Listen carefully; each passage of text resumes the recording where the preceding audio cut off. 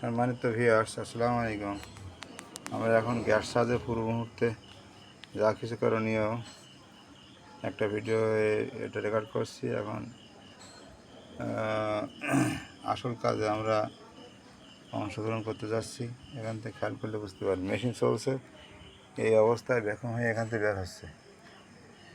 আর এখান থেকে গ্যাস দেবো, এখান থেকে গ্যাস বের করে ভ্যাকুম করতে হবে। অর্থাৎ গ্যাস ফ্লাশ করার পরে সিল করার পরে তাই ভ্যাকুম করা লাগবে।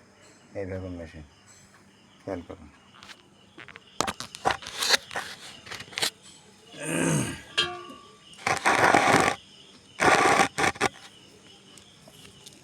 এইভাবে আমাদের হোস পাইপ দিয়ে গ্যাস ঢুকিয়ে দিতে হবে।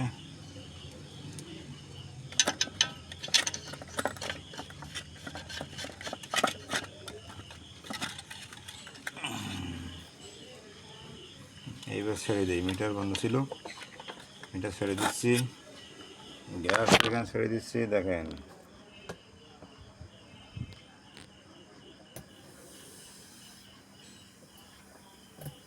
বন্ধ করে দিলাম। এইবার এখান থেকে বেরোচ্ছে। ওই মেশিনে ঠিকই বের হয়ে যাচ্ছে, সমস্ত কন্ডেন্সারটা সব ফ্লাশই আসছে।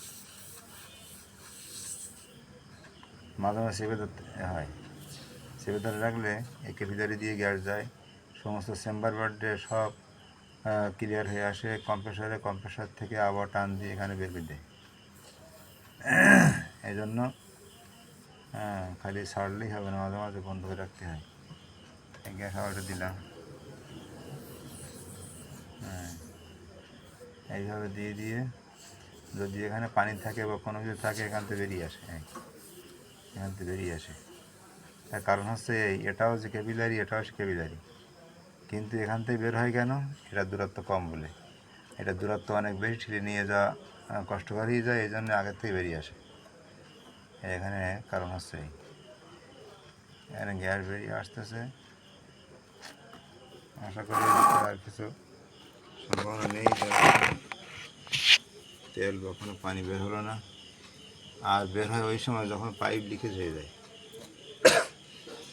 ভিতরে কন্ডেন্সার অথবা চেম্বার পাইপ যখন লিক হয়, সেই সময় ওর ভিতরে পানি ঢুকে যায়। ওই সময় ওখানে গ্যাস ফ্লাশের পরপরই এখান থেকে তেল অথবা পানি বেরিয়ে আসে। কিন্তু এইটা ও সামনের থেকে লিকেজ হয়েছিল, ওখানে ঢোকার কোনো সুযোগ পাইনি। আশা করি এটা ক্লিয়ার আছে, যার কারণে নিশ্চিন্তে আমরা গ্যাস চার্জ করতে পারি। এখন এইবার ক্যাপিলারিটা ঝালাই করতে যাচ্ছি।